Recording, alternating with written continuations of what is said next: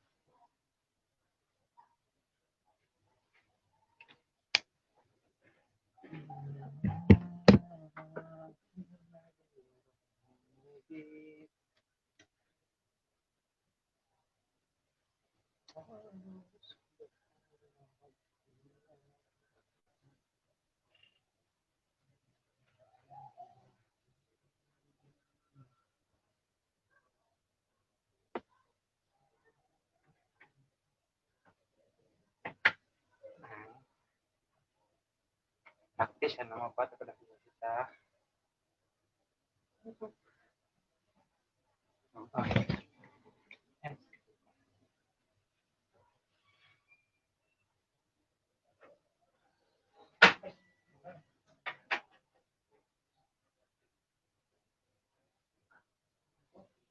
Yang duanya.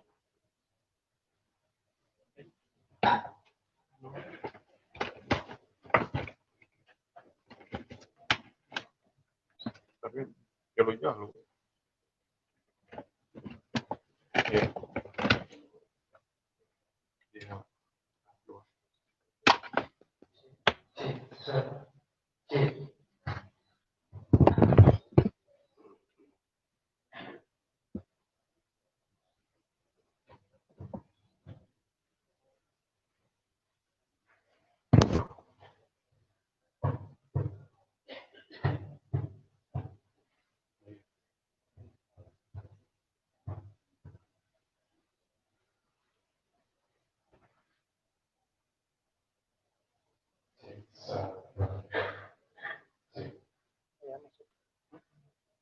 Iya nak. Gimana? Masukin, ha? Oh iya.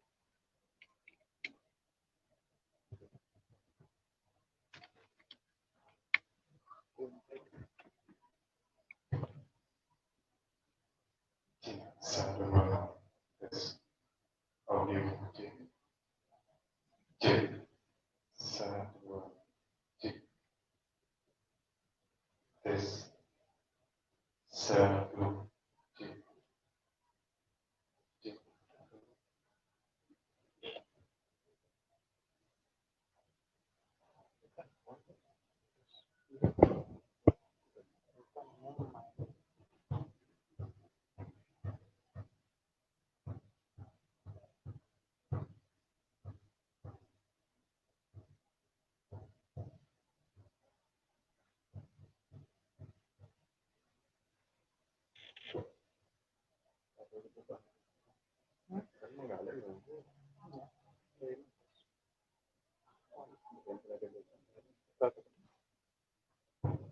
Ayah, ayah sinyal ada. Oh iya. Ini colokannya.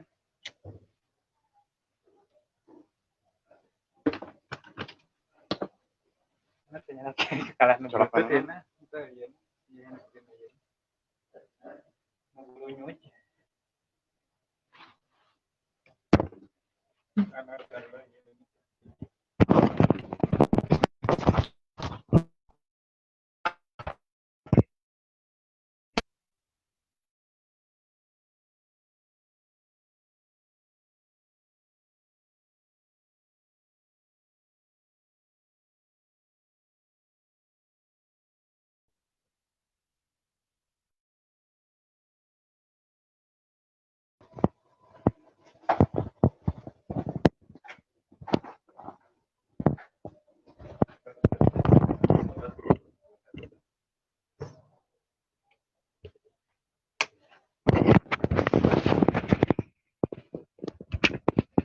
Punten tadi.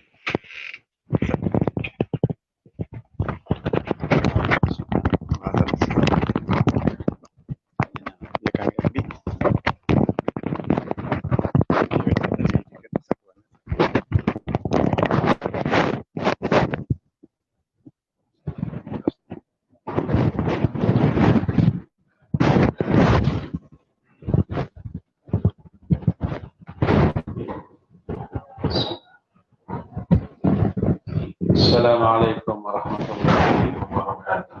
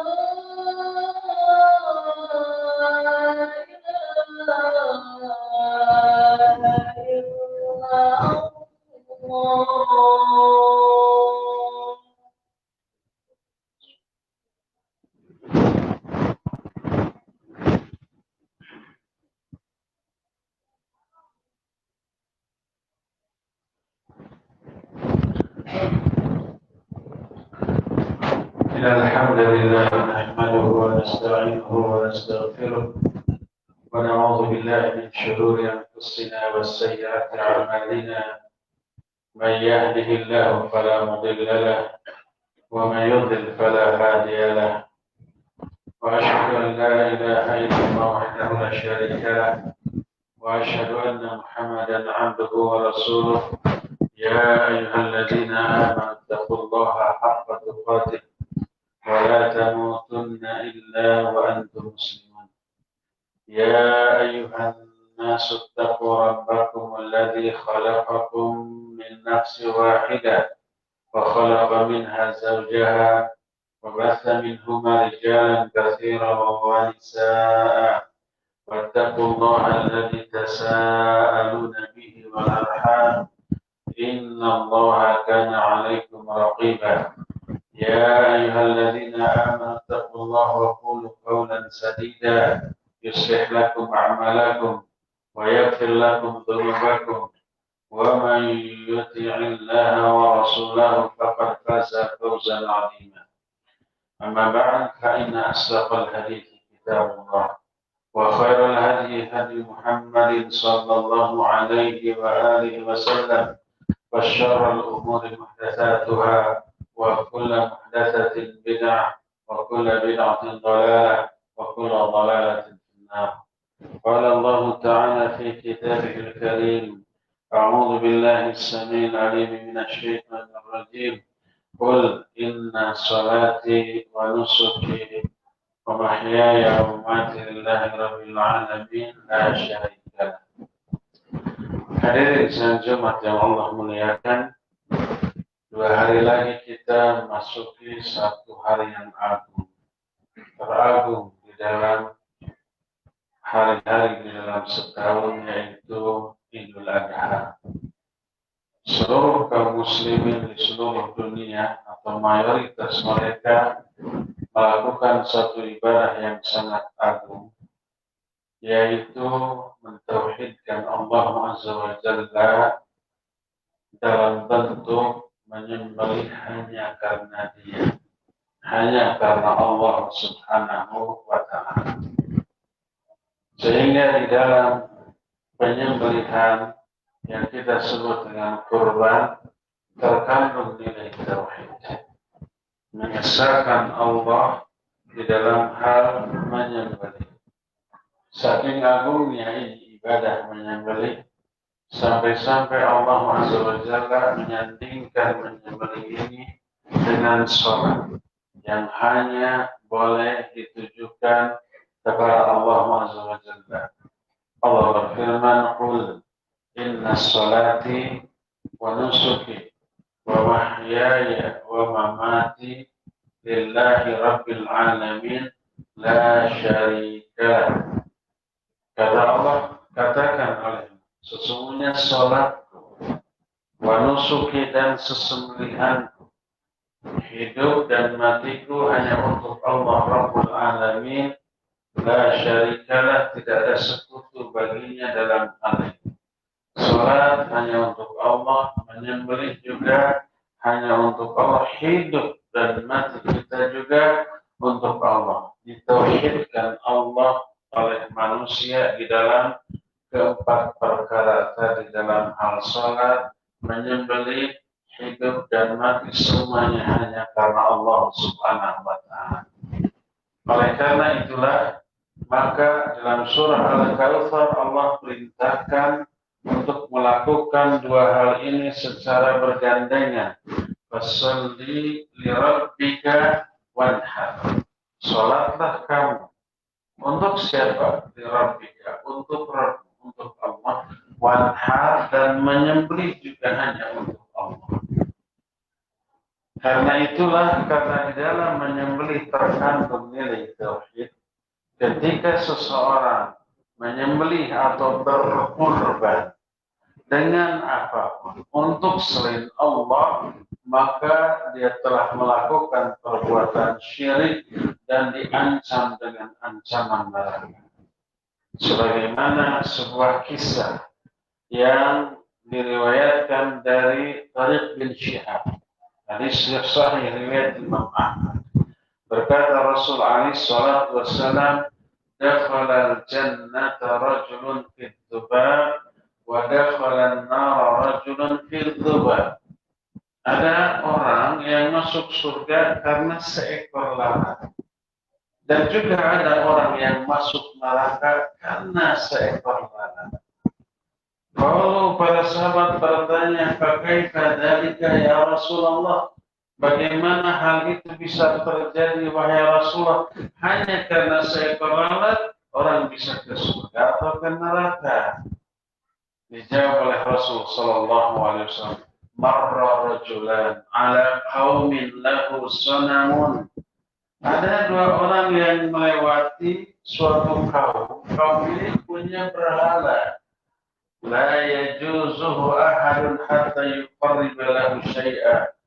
Kaum ini tidak mengizinkan siapapun lewat ke daerahnya sebelum orang yang lewat itu mengorbankan dulu sesuatu untuk berhala. Faqala li ahadihima. Berkatalah kaum itu kepada salah seorang di antara dua orang yang lewat itu, Qarrib lahu syai'a, kurbankan oleh kamu sesuatu saja untuk berhala kami. Orang itu menjawab, "Laisa indi syai'un liuqarriba." Aku tidak memiliki apapun untuk dikorbankan. Mereka mengatakan, "Qarrub walau dzubaba." Berkorbanlah walaupun hanya dengan seekor lalat. Faqarraba dzubaba. Maka orang itu lalu berkorban dengan seekor lalat. Fakhallu sabilahu fadakhalna. Maka orang-orang itu pun mengizinkan dia lewat, dia di dalam neraka. Kenapa dia diancam dengan neraka? Karena berkorban untuk sesuatu selain Allah Azza wa Jalla, walaupun yang dikorbankannya itu hanya sesuatu yang tidak ada harganya. Yaitu seekor lalat. Bukan harga dari apa yang dikorbankan. Yang dilihat oleh Allah, yang dinilai oleh Allah. Tapi untuk siapa dia berkorban? Faqalu lil akhar, berkatalah kaum tadi kepada orang yang kedua, "Qarrib walau dzubaba." Berkorbanlah kamu. Walaupun hanya dengan seekor lalat, nanti dibiarkan lewat. Orang kedua ini menyatakan, "Ma kuntu liuqarriba li ahadin syai'an dunallahi azza wa jalla." Aku tidak akan pernah berkurban dengan sesuatu pun untuk sesuatu pun selain untuk Allah. Aku hanya mau berkurban untuk Allah azza wa jalla. Fadarabu unuqahu. Maka dipenggal leher orang ini mati. Kata Nabi alaihi salatu wasallam, "Fadakhala jannah." Orang itu masuk surga. Hanya karena tidak mau berkurban kecuali untuk Allah Subhanahu wa taala. Karena berkorbanlah ibadah seperti sholat yang hanya boleh ditujukan kepada Allah Azza wa Jalla. Dari sinilah kita bisa mengetahui bahwa dalam kurban terkandung nilai tauhid. Karena kurban hanya boleh dilakukan untuk Allah Subhanahu wa taala. Ketika kurban ditujukan untuk selain Allah, maka nerakalah ancamannya. Walaupun yang dikurbankannya itu hanyalah seekor lalat, seperti yang diterangkan di dalam hadis yang tadi. Kedua, karena kurban itu ditujukan untuk Allah, melaksanakan perintah Allah, maka yang mendasari pelaksanaan kurban juga harus ketakwaan. Bukan dagingnya, bukan darahnya, bukan lemaknya yang sampai kepada Allah, tapi ketakwaan yang mendasarinya. Sebagaimana firman Allah Subhanahu wa taala surah Al-Hajj, "La yanalallaha luhumuha wa la dima'uha, walakin yanaluhu taqwa minkum." Yang sampai kepada Allah dari kurban itu bukanlah dagingnya, bukanlah darahnya, bukan juga lemaknya, tapi yang sampai ketakwaan. Ketakwaan itu mencakup banyak hal. Pertama, keikhlasan tentu saja. Jangan sampai ada unsur riya, karena riya adalah syirik kecil. Jangan sampai ada unsur ujub, jangan sampai ada unsur-unsur duniawi dengan kurban yang dilakukannya. Kalau itu ada di dalam niatnya, sudah rusak. Bukan ketakwaan lagi, tapi hawa nafsu. Kedua, nilai pengorbanannya.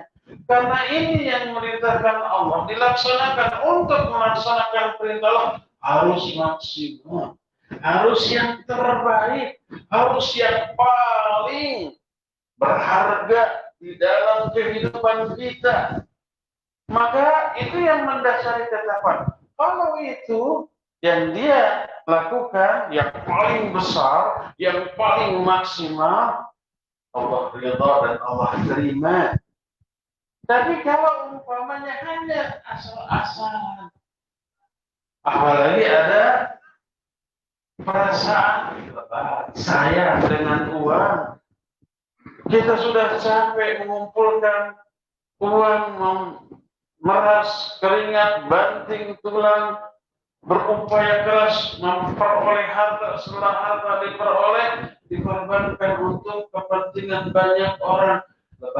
Saya kalau itu yang ada di dalam hati, bukan ketakwaan yang mendasar.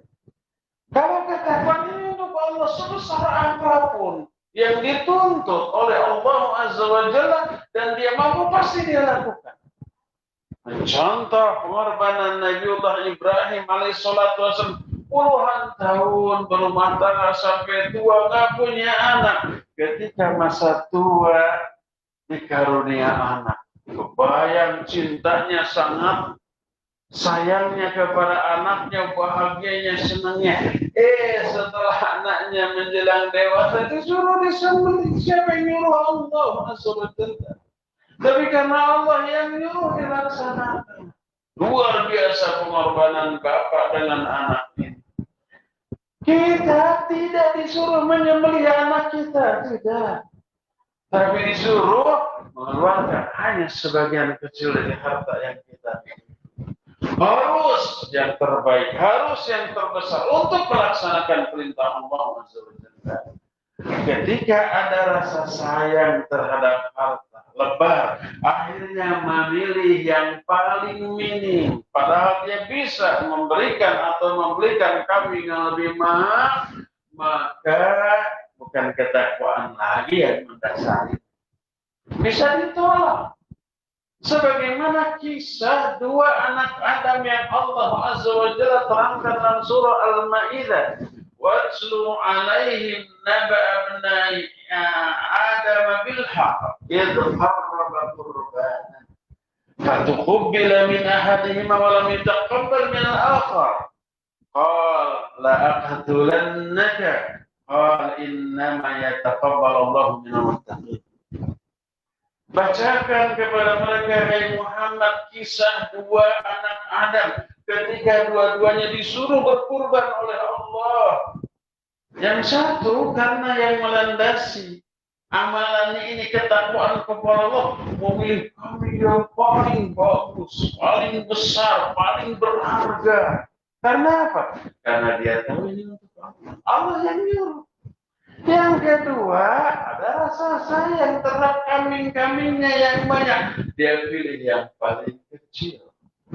Apa yang terjadi? Dua-duanya melaksanakan. Tapi kualitas pelaksanaan yang berbeda. Yang satu yang paling besar, yang satu yang paling kecil. Akhirnya yang paling besar diterima oleh Allah, yang kecil ditolak. Padahal dia melaksanakan. Tapi pelaksanaannya asal-asalan, ala kadarnya, yang paling minim. Padahal Allah yang nyuruh. Kita lagi. Yang paling besar oleh Allah Subhanahu wa Ta'ala diterima. Apa akibatnya? Muncul kedengkian. Ingat, kekeliruan di dalam ibadah. Kemaksiatan yang dilakukan seorang melahirkan kemaksiatan yang lainnya.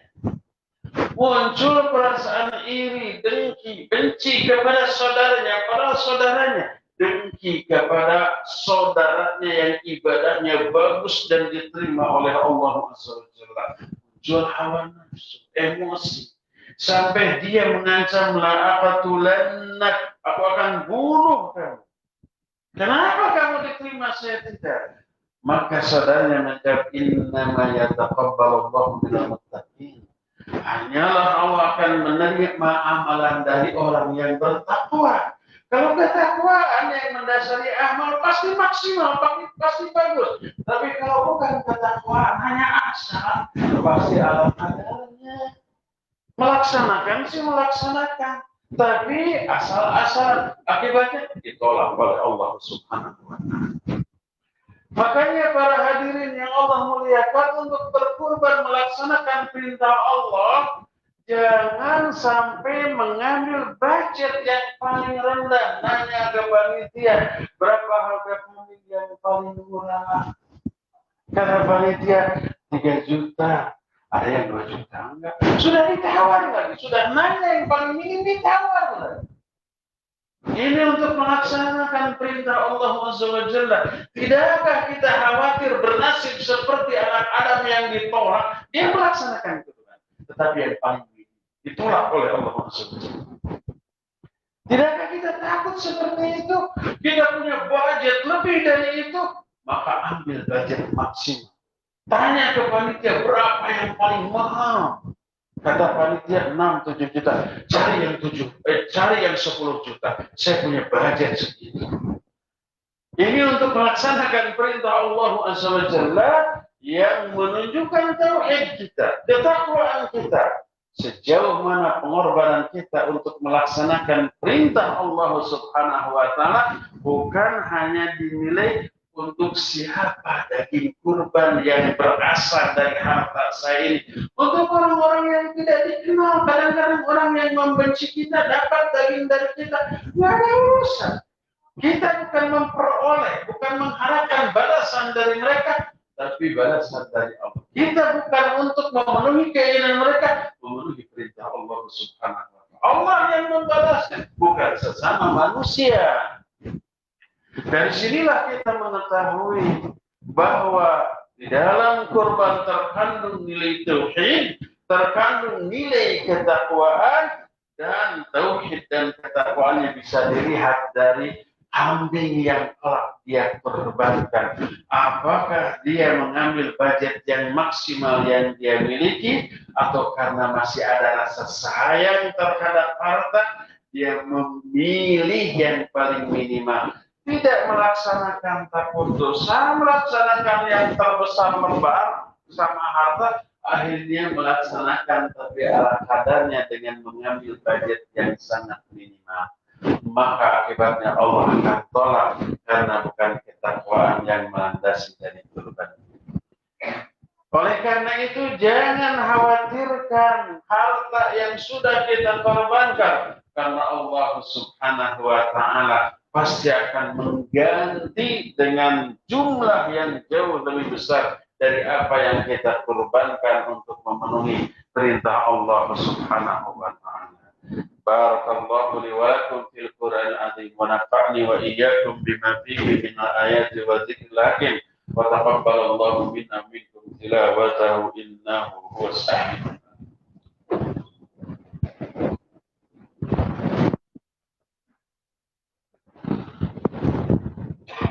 Alhamdulillah الذي هدانا لهذا وما كنا لنهتدي لولا أن هدانا الله وأشهد أن لا إله إلا الله وحده لا شريك له إقرارا به وتوحيدا وأشهد أن محمدا عبده ورسوله صلى الله عليه وعلى آله وأصحابه وسلم تسليما مزيدا. وبعد أيها الحاضرون أوصيكم ونفسي بتقوى الله فقد فاز المتقون.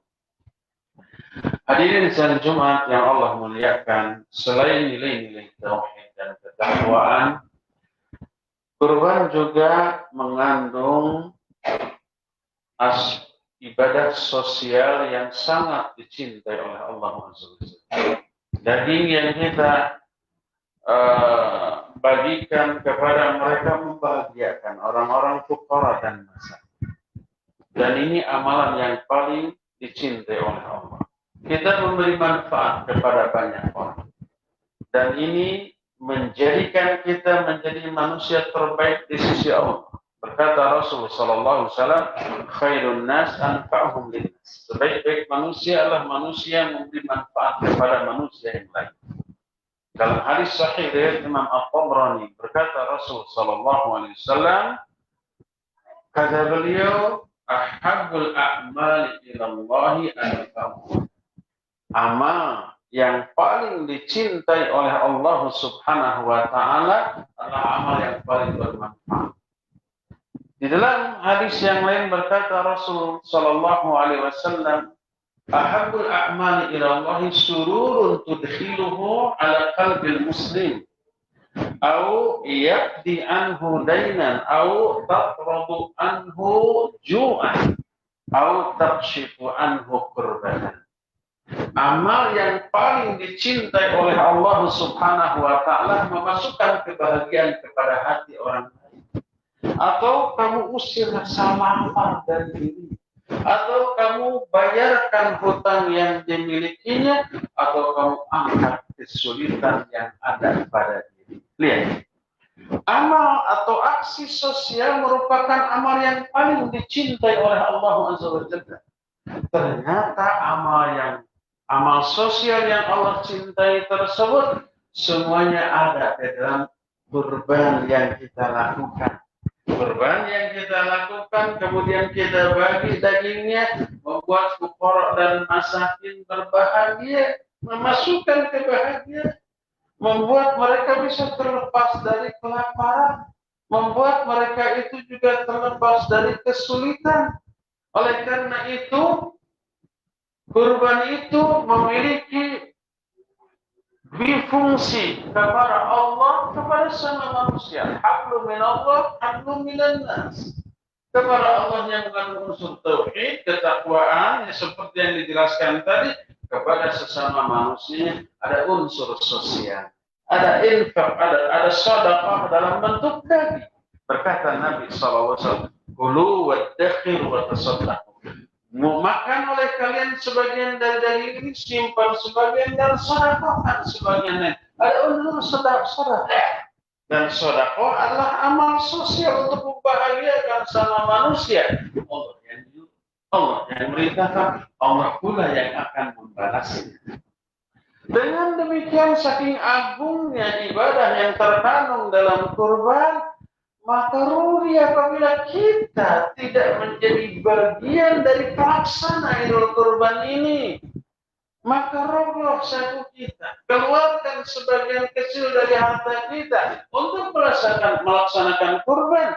Karena di dalamnya terkandung banyak nilai yang agung. Ya nilai tauhid, ya nilai ketakwaan, ya nilai sedekah, ya nilai-nilai sosial membahagiakan orang lain. Dan itu termasuk amal yang paling dicintai oleh Allah Subhanahu wa ta'ala. Masih ada 2 hari waktu untuk berupaya. Kalau selama ini kita tergerak, kita tidak tergerak untuk berkurban karena belum mengetahui agungnya nilai yang terkandung dalam kurban, maka sekarang kita sudah mengetahuinya. Masih ada waktu untuk mengeluarkan sebagian harta kita, mencarikan kambing atau meminta tolong kepada panitia untuk mencarikan kambing dengan budget maksimal yang kita miliki. Maka insya Allah seluruh keutamaan di dalam kurban Allah akan berikan kepada kita, baik di dunia ini apalagi di akhirat nanti.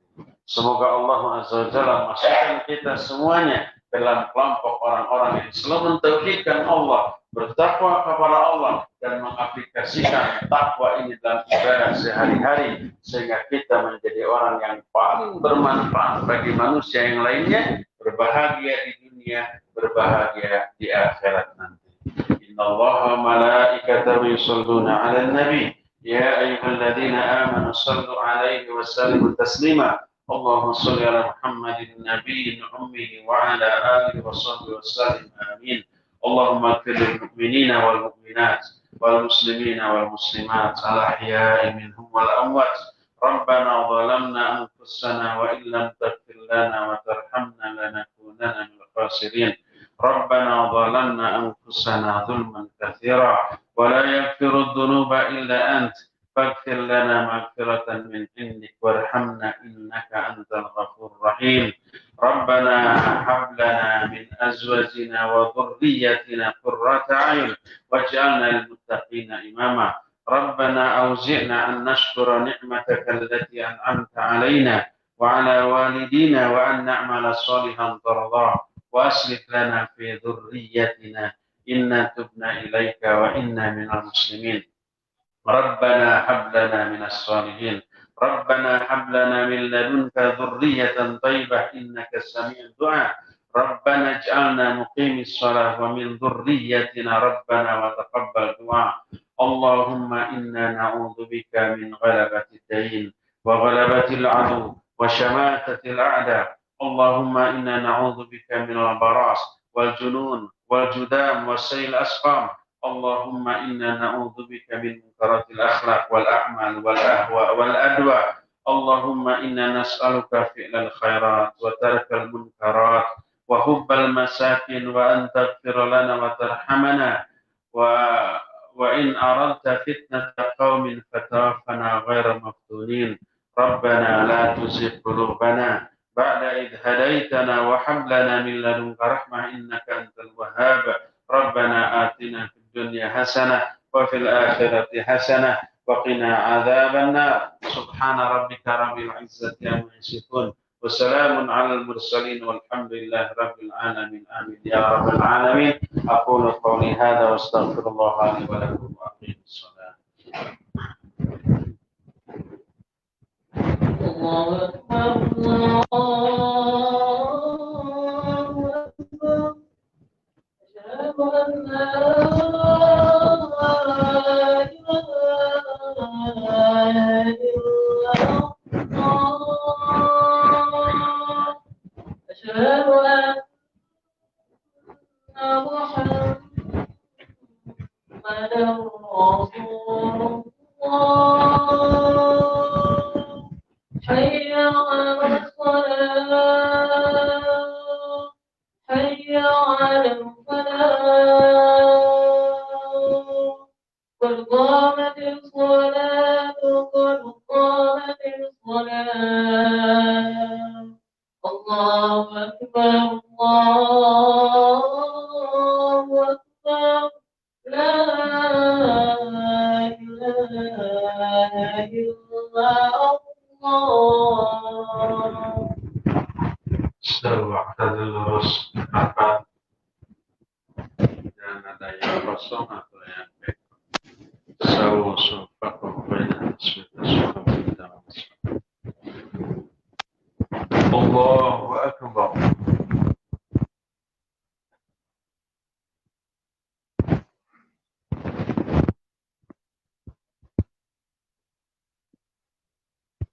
Allah.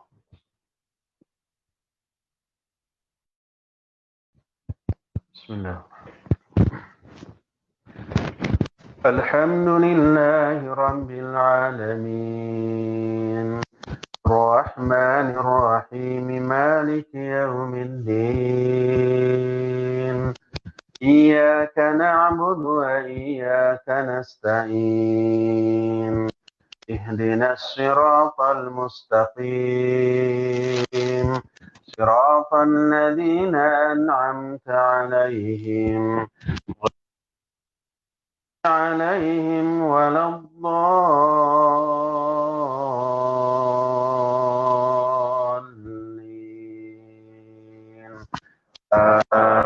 آمين. بسم الله.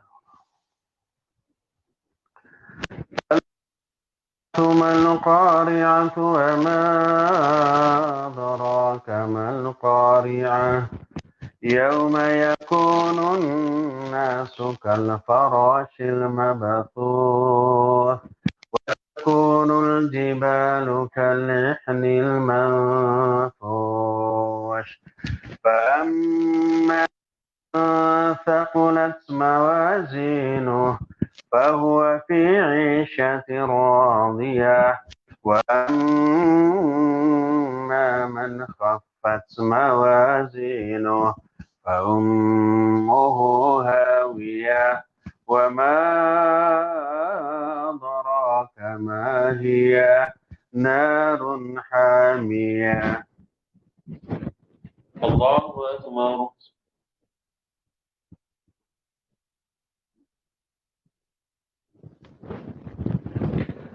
سمع الله لمن حمده ربنا.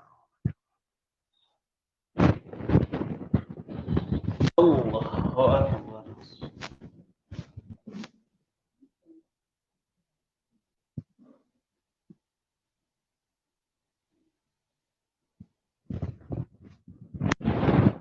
الله أكبر.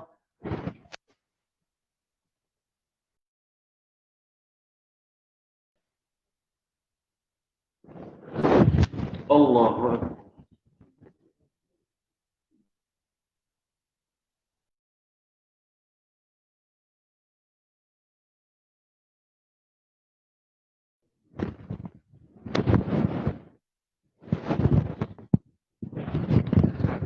الله أكبر.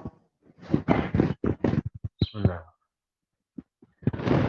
الحمد لله رب العالمين الرحمن الرحيم مالك يوم الدين إياك نعبد وإياك نستعين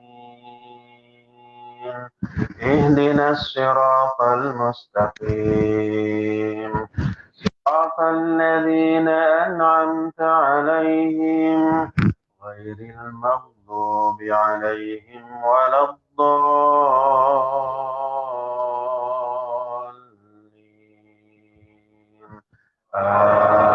آمين. إذا زلزلت الأرض زلزالها وأخرجت الأرض أثقالها وقال الإنسان ما لها يومئذ تحدث أخبارها بأن ربك أوحى لها يومئذ يصدر الناس أشتاتا ليروا أعمالهم فمن يعمل مثقال ذرة خيرا يره ومن يعمل مثقال ذرة شرا يره. الله أكبر.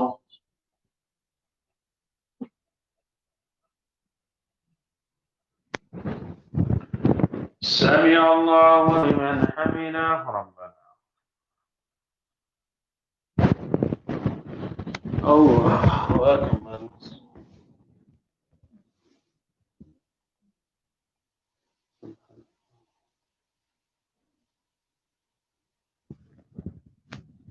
الله أكبر.